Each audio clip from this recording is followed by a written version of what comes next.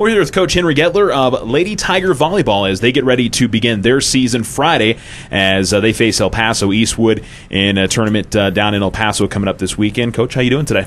I'm doing good. It's a little bit of a hot and long ride coming over there from Mountain View Middle School, but nonetheless, I made it. Well, it's your first year. You're taking over the varsity program this year. You were involved with Alamogordo Volleyball last year as the JV coach and as an assistant. Tell us a little bit about yourself. Tell us about your coaching background before you came here to Alamo.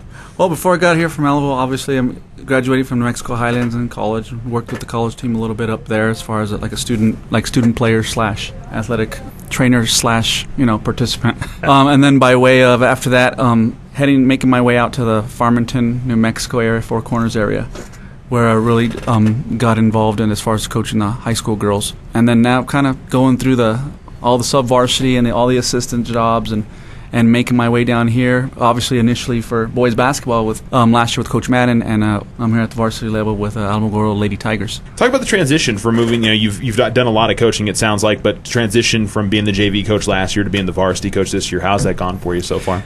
It's been okay for me because it's not my first varsity year coaching. Yeah. I have like 12 years total in coaching girls and boys basketball and volleyball at the varsity level. Obviously not at 5A in this district, which is at times can be ungodly as far as competitive-wise and the depth of teams and size as well. So the transition as far as getting used to the girls, getting used to the intensity, and coaching at the varsity level is not unusual for me. Well, let's talk about heading into this year. You guys lose multiple seniors. You had 4 or 5 on that group last year. Talk about the challenges there, because you're going to have a younger team going into this season. Yeah, definitely.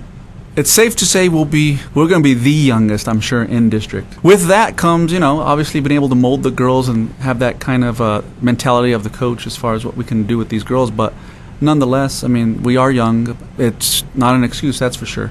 It's just going to be a kind of an energetic type of girls who are willing to, they're just kind of looking at the season with bright eyes and they're bushy-tailed and they're kind of excited about getting it going. What has impressed you about the team coming out of the summer, coming out of tryouts? What do you like about this group going into the season? What I like about them is the versatility. We don't have, per se, that one dominant go-to girl, but what we do have is we have an eclectic group of girls who are multifaceted and they can do different things. So it's not unusual to see slides coming from front middles, front sides, back line middles and whatnot. So they're versatile and they can get through the hitting patterns and move the ball around, and that's good because it gives our setter options, and setters love options. Where do you feel like the team needs to be better at to be competitive and be able to get to the level competing against the teams in district? As you said, it's going to be very tough again with teams like Gadsden and Las Cruces and Mayfield and how good they've been. What do you need to see from them to where they can get to that level? Well, the thing is they got to be consistent. They got to learn consistency. They got to understand that sometimes when practices are a little boring with fundamental work, that at the end of the day, when you're on the road and everything's going against you, all you have are teammates and fundamentals, and you got to be able to have those tight. They got to be really good together. And so that's where we need to brush up on as far as we got to make sure that's the most important thing. Teamwork and those fundamentals, that'll get us through a lot of tough times. Who do you need to step up this year and fill those spots and all those seniors leaving? Are there particular girls that you need to kind of step up to be leaders? But you mentioned how young they are. Is there anybody you have in mind that maybe needs to come out there and really step up and be that person this year? Yeah, you know what? I think Mikey Van Wormer, she's one of those girls that because she's so versatile, she can be put anywhere and just make things happen. And when she's clicking, we seem to click better all the way around. On the outside, and where this girl's playing is actually everywhere now, but really her outside's supposed to be, where she does her damage, and that's Alyssa Monreal. Like, the girl can hit from any position. That's what makes her so good. The problem is its consistency. She's got to be able to get those balls over at a better rate than what we've seen recently, but that comes with time. And you can talk about that front line a little bit, for your attackers.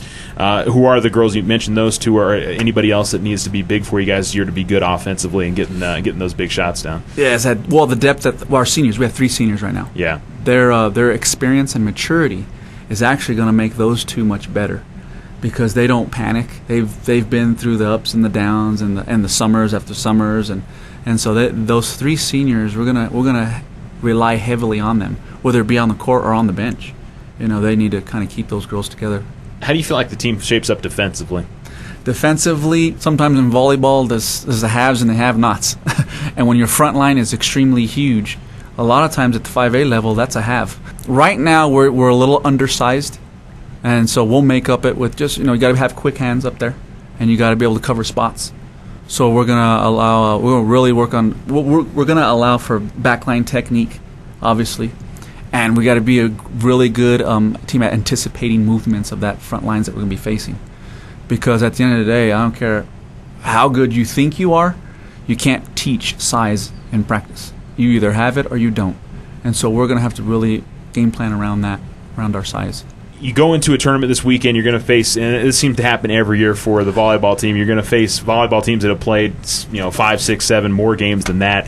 Challenge for you as a coach to not let it be too big for the girls going down there and playing some really tough competition. You mentioned El Paso Eastwood being extremely tough.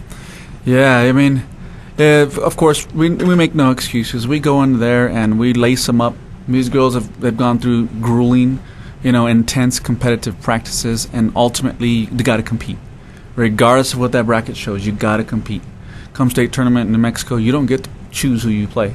So you just lace them up and you get after whoever. You play your system, because we can't control as much of what our opponent's going to do, but we can control what we do. And as long as we stick to what we're going to do, like I said, play hard and compete, and I think we'll be in the thick of things. But ultimately, sometimes you just run into one of those teams where it's a buzzsaw and it's just not your night. So hopefully that won't be us Friday.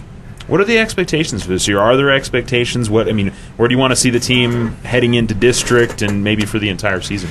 You know what? Our expectation every day is to compete and practice and play hard. Okay, the games are going to be there. They're coming. So we could only control really our practices. Every game we expect to compete. We give ourselves a chance at the end to pull out a win, whether it be 3-1, 3-0, 3-2, whatever it is. Mentally, we're prepared and we're built for if we have to go over, 17, 18 scores, whatever, we're mentally prepared to do that as well. Come district-wise, the pre-district and the preseason stuff, everything we get is going to be just gravy because we're learning so much and we're soaking so much in. And so the lesson there is going to be to cut and paste as far as what we really need to focus on and work on to get us to the district. Now, come district time, I don't know that all records are thrown out, because if you're looking good, then of course you like it and you want to build on that. But we're definitely not going to be focused on if we're on the lower side of the wins or losses or whatnot. Like I said, we anticipate being able to compete, and we're going to give some teams a run for the money. I promise you that. We're not just filling out the scorebook and saying, okay, mark it up, chalk it up on their calendar as a W, because we're going to fight some people and get after them. Well, we certainly look forward to seeing what the ladies be able to do this year. As you guys are at El Paso this week, and you open up next week Tuesday against Clint at home. Yes, sir. So that's the first home match of the year. Well, we certainly wish the best of luck to you all season long, and we'll see how it goes for y'all. Thank you. Thanks for having me.